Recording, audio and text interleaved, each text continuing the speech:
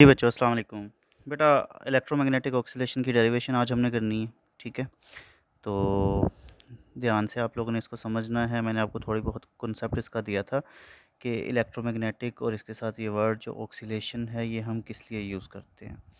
Start करते हैं derivation के साथ। तो बेटा आपको पता है कि इसमें एक एनर्जी होती है इलेक्ट्रिकल एनर्जी, और दूसरी एनर्जी जो इसमें होती है वो होती है मैग्नेटिकल एनर्जी, ठीक है?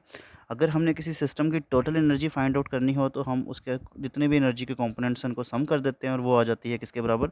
Total energy of that system, ठीक है? तो ये थी इलेक्ट्रिकल एनर्जी, ये थी मैग्नेटिकल एनर्जी। बच्चों इलेक्ट्रिकल एनर्जी आप लोगों ने कैपेसिटर वाले चैप्टर में थर्ड सेमेस्टर में सॉरी आप लोगों ने ये पढ़ी होगी कि U is equal to 1/2 CV², ठीक है?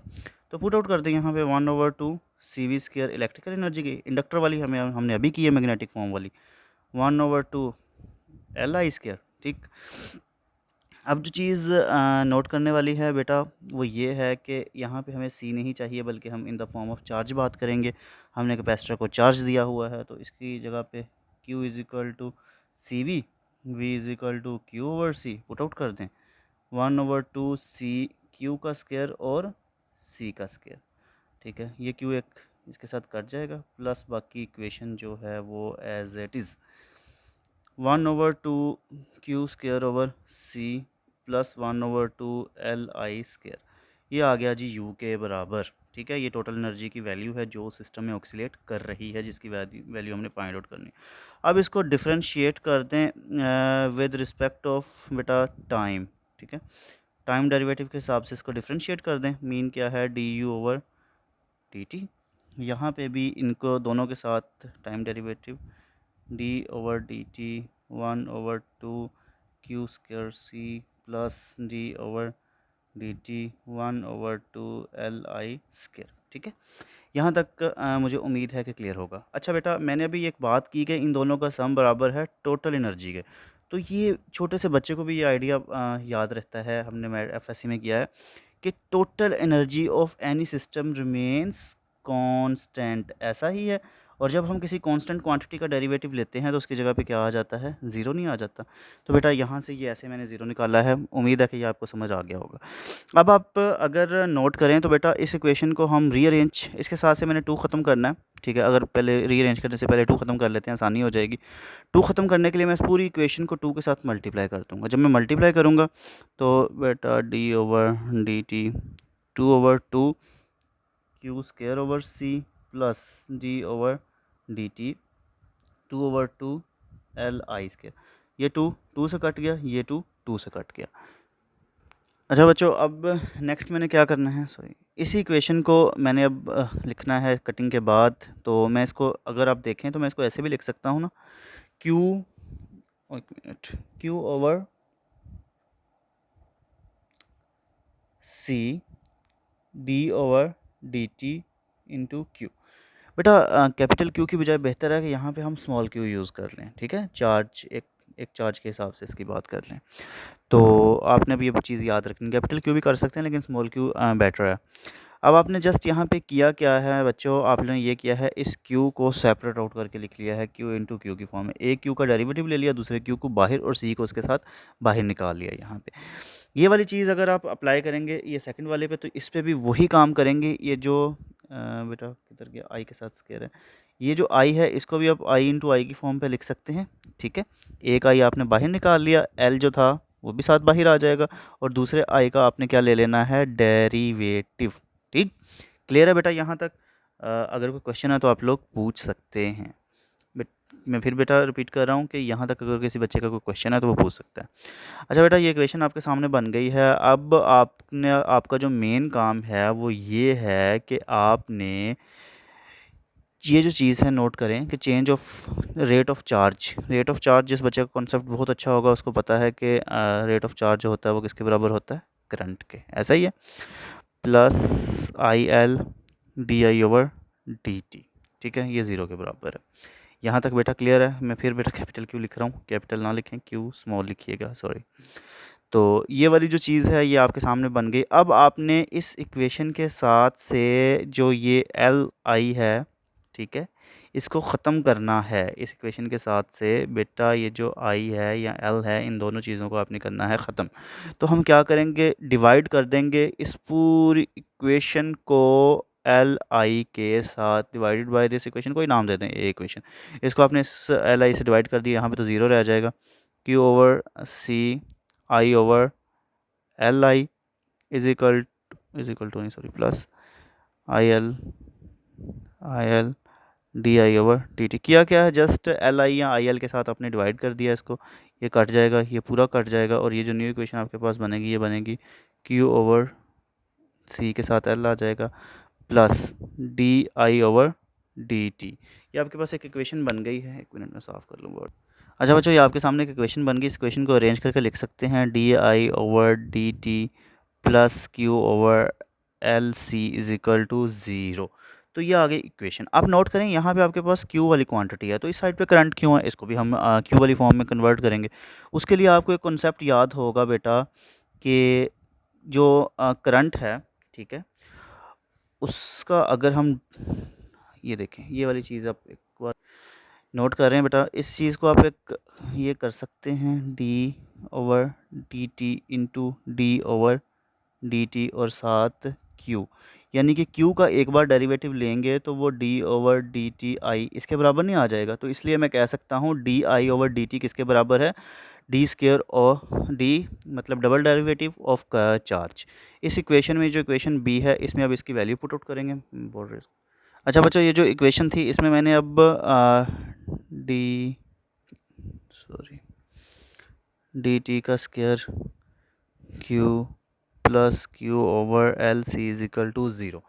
ठीक है, ये आपके पास आ गई जी एक प्रॉपर इक्वेशन, जिसमें आप देख सकते हैं कि चार्ज भी आ गया, इंडक्टर भी आ गया, इंडक्टर की इंडक्टेंस भी आ गई, कैपेसिटेंस भी आ गई, यही चीज़ें हमने निकालनी थी। लेकिन यहाँ तक हमारा काम ख़त्म नहीं हुआ, हमने तो इसकी मैग्नेटिक एनर्जी और इलेक्ट्रिकल एनर्जी की बात करनी है कि ये कैसे ऑक्सीलेट करती हैं, ये क्यों करती हैं, मतलब इन चीज़ों का आंसर देखना है। तो इस इक्वेशन का कोई ना कोई सोल्यूशन होगा बेटा। इस इक्वेशन को सोल्व करने के दो अलग अलग मेथड है, मैं आपको पहले एक बता दूंगा, दूसरा मैं आपको वहाँ पे बता दूंगा। पहला मेथड आप यहाँ पे कर लें, वो ये कि इस इक्वेशन का सोल्यूशन, अगर आपको सिंपल हार्मोनिक मोशन वाली साइड याद हो तो वहाँ पे आपने वेव्स एंड ऑक्सीलेशन में एक क्यू की वैल्यू निकाली थी, वो किसके बराबर थी, Q not cos omega t plus five. बेटा ये वेव्स एंड ऑक्सीलेशन वाले सेमेस्टर में चीज़ें बताई जाती हैं। तो this is the solution for this equation, मतलब इस इक्वेशन में जहाँ जहाँ पे क्यू नज़र आ रहा है उसकी जगह ये चीज़ पुट कर दें तो आपके पास इस चीज़ का एक सोल्यूशन आ जाएगा। करें बेटा पुट। पुट करने से पहले इसको रेस कर दो, D square over D T Q not, ठीक है, कॉस क्यू की जगह पुट कर रहे हैं omega t plus five plus, अब इसकी जगह पे Q naught cos omega t plus five over L C. बेटा यहाँ पे जगह कम है तो नोट एडजस्ट कर लीजिएगा, ठीक है, इज इक्वल टू ज़ीरो। ये सारी इक्वेशन ज़ीरो के बराबर है। अब जब इसके मतलब इस चीज़ का आपने डबल डेरिवेटिव लेना है, पहले एक बार डेरिवेटिव ले लें, ठीक है, डी ओवर डी टी रह जाएगा जब एक बार टाइम के हिसाब से डेरिवेटिव आप ले लेंगे। अब जब एक बार आप डेरिवेटिव लेंगे ये तो एज अ कांस्टेंट ट्रीट करेगा, ठीक है, टी क्यू, और यहाँ पे जो कोस का डेरिवेटिव होता है वो क्या आएगा बेटा, माइनस साइन आएगा। अब इसके एंगल का जब आगे डेरिवेटिव लेंगे, ठीक है, तो बल्कि एंगल का लास्ट में लेते हैं, आगे एंगल वैसे ही, फिर इसके एंगल का डेरिवेटिव टाइम के हिसाब से लेंगे तो बेटा यहाँ से जस्ट ओमेगा बच जाएगा और आगे फाई का ज़ीरो। बाकी ये साइड वाली इक्वेशन जो है वो as it is cos omega t plus plus phi, ठीक है, ओवर एल सी। साइड पे तो कोई डेरिवेटिव नहीं है, जस्ट डेरिवेटिव इन साइड, इस साइड का लेना है। अच्छा बेटा, यहाँ तक किसी बच्चे का क्वेश्चन है तो पूछ सकता है वो अगेन। हमने जस्ट क्या किया, इसका एक बार डेरिवेटिव लिया, एज अ कांस्टेंट ट्रीट करेगा, क्यू नॉट कोस का डेरिवेटिव माइनस साइन होता है, इसको लिख लें, इसका एंगल इसके साथ वैसे ही, और फिर एंगल का डेरिवेटिव, एंगल का डेरिवेटिव लेंगे तो ओमेगा के साथ टी था, टी हम डेरिवेटिव भी टी के हिसाब से ले रहे हैं तो वो वन आ जाएगा और ओमेगा बच जाएगा पीछे फाई का ज़ीरो, ठीक। अब इसका दोबारा डेरिवेटिव बेटा आप लें, जब आप, एक मिनट में बोर्ड रेस कर लूँ।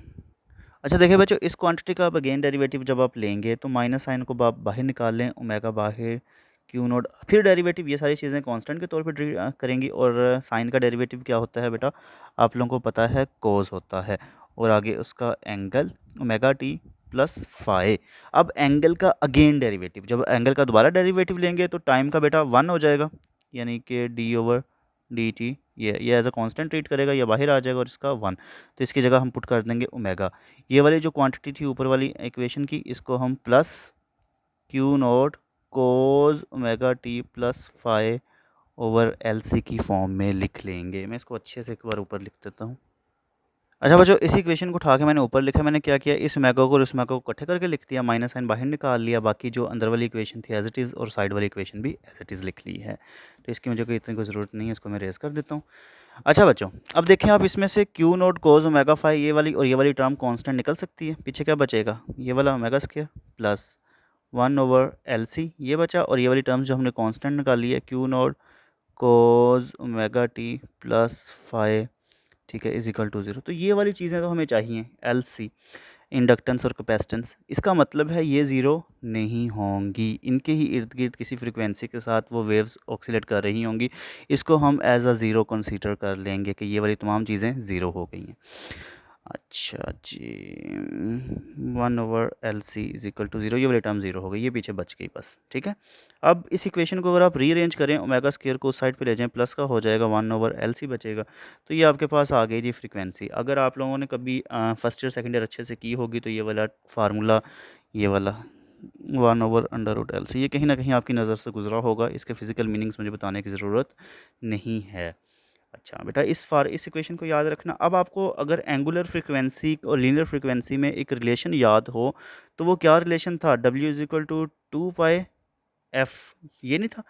अब ये तो स्केयर की फॉर्म में है, इसका मतलब है हम इसका स्केयर ले लेंगे।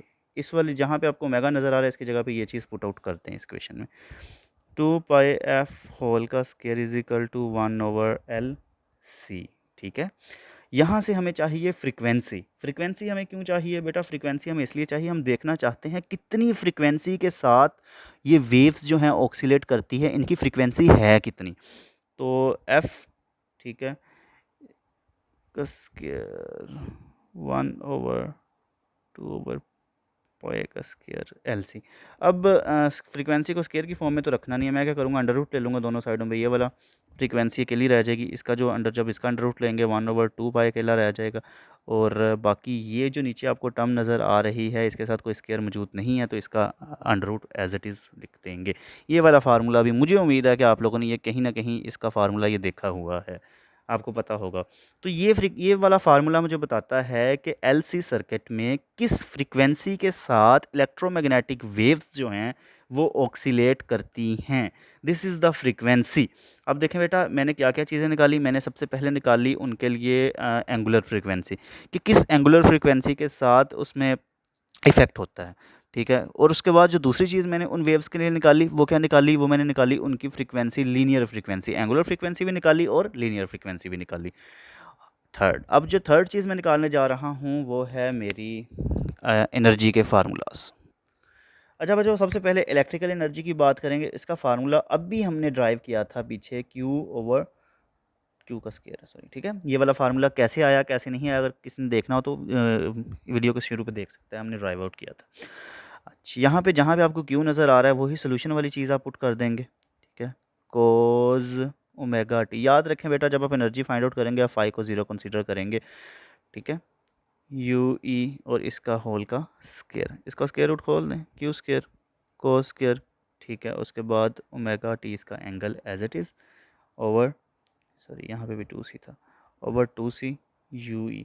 तो ये वाली जो चीज़ आपके सामने आई है, ये आई है, इसको बेटा कोई भी इक्वेशन कह दें, BCD कह दें, ये आपके पास आ गई जी इलेक्ट्रिकल एनर्जी का एक प्रॉपर फार्मूला। अगर हम इस फार्मूले को यूज़ करेंगे तो हम कैपेसिटेंस के अंदर से कितनी इलेक्ट्रिकल एनर्जी जनरेट हो रही है या कैपेसिटर कितनी टोटल एनर्जी उस सर्किट को दे रहा है वो हम निकाल लेंगे। लेकिन अकेली इलेक्ट्रिकल एनर्जी तो नहीं है, हमें तो चाहिए मैग्नेटिक एनर्जी भी। तो मैग्नेटिक एनर्जी के लिए आपको फार्मूला वो भी मिल गया हुआ है पीछे, 1/2LI²। यहाँ पे जहाँ पे आपको आई नज़र आ रहा है, ठीक है, आपको पता है कि आई जो होता है वो rate of change of charge होता है, D/dt Q इसका होल स्क्वायर होगा।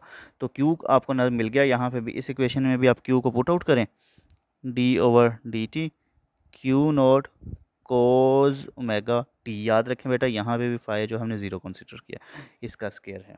ठीक है, अच्छा बच्चों, ये जो नीचे इक्वेशन बनी है, इसको अब हम इसका डेरिवेटिव लेके इसको जनरलाइज कर लेते हैं। 1/2, ठीक है बेटा। अब जब आप इसका डेरिवेटिव लेंगे तो वो आएगा, चलिए अंदर ही सॉल्व कर लेते हैं ताकि आप लोगों को भी समझ आ जाए। क्यू नॉट कांस्टेंट, ठीक है, इसका आएगा माइनस साइन, ठीक है बेटा। और माइनस साइन के बाद इसका एंगल ओमेगा टी। अब एंगल का डेरिवेटिव जब हम लेंगे तो एंगल का डेरिवेटिव किसके बराबर आएगा, ओमेगा के, ठीक है। क्यों आएगा ओमेगा के, मैंने आपको पीछे भी बताया था, ओमेगा टी है, टी का 1 तो पीछे बचा ओमेगा। अच्छा जी, इसका होल स्केयर है, जब स्केयर लेंगे ये माइनस प्लस में चेंज हो जाएगा एल, और ये वाला जो ओमेगा है इसका ओमेगा का स्केयर, उसके बाद क्यू है, क्यू का स्केयर, उसके बाद साइन है, साइन का स्केयर, और साइन का आगे एंगल। और ये वाली इक्वेशन जो है 2 के साथ डिवाइड, ये आ गई जी आपके पास मैग्नेटिक एनर्जी की वैल्यू। इसका मतलब है ये वो टोटल मैग्नेटिक एनर्जी है जो इलेक्ट्रोमैग्नेटिक वेव्स हमारे लिए इंडक्टर इलेक्ट्रोमैग्नेटिक वेव्स के लिए जनरेट करता है। अच्छा बच्चों, ओमेगा को भी हम जनरलाइज कर सकते हैं, हमें ओमेगा भी बीच में से एक्सक्लूड करना पड़ेगा।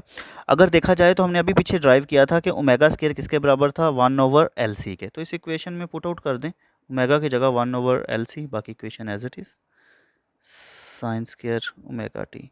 ये वाला एल आपस में कट गया, 1/2C क्यू नोट का square sine square omega t. तो ये वाली एक जनरलाइज इक्वेशन आपके सामने आ गई है, जिसमें बहुत वाज़ह तौर पे आप देख सकते हैं कि बेटा ये इसके इंडक्टर के अंदर भी जो मैग्नेटिक फील्ड की एनर्जी है वो स्टोर हो रही है, वो किसकी वजह से हो रही है, चार्ज की वजह से और कैपेसिटर की वजह से, ठीक है। तो यही चीज़ें हमने बतानी थी कि जो इलेक्ट्रिकल एनर्जी की वैल्यू थी, मैंने वो फार्मूला वैसे पीछे से अरेज कर दिया, मैं लिख देता हूँ यहाँ पे, 1 मिनट। अच्छा बेटा, ये इक्वेशन मैंने आपके सामने लिखी, ये इक्वेशन हमने अभी ड्राइव की दोनों। तो ये देखें, इलेक्ट्रिकल एनर्जी की वैल्यू जो है वो देखें तो वो कोस पे डिपेंड नहीं करती, और मैग्नेटिक एनर्जी की वैल्यू ये साइन पे डिपेंड करती है। तो इसका मतलब है कि जब इलेक्ट्रिकल एनर्जी की वैल्यू मैक्सिमम होगी उस वक्त मैग्नेटिक एनर्जी की वैल्यू क्या हो जाएगी, ज़ीरो। इसी तरह जब इलेक्ट्रिकल एनर्जी की वैल्यू ज़ीरो हो जाएगी, मैग्नेटिक एनर्जी की वैल्यू कैसी हो जाएगी, मैक्सिमम। तो ये एक दूसरे के वाइस वर्स इंक्रीज डिक्रीज होते जाएंगे। ये एक छोटा सा रिलेशन हमें हेल्प करता है कि जब इलेक्ट्रिकल वेव जा रही है, जैसे ही वेव इलेक्ट्रिकल ख़त्म हुई मैग्नेटिकल वेव स्टार्ट हो गई, जैसे ही मैग्नेटिकल वेव ख़त्म हुई इलेक्ट्रिकल वेव स्टार्ट हो गई।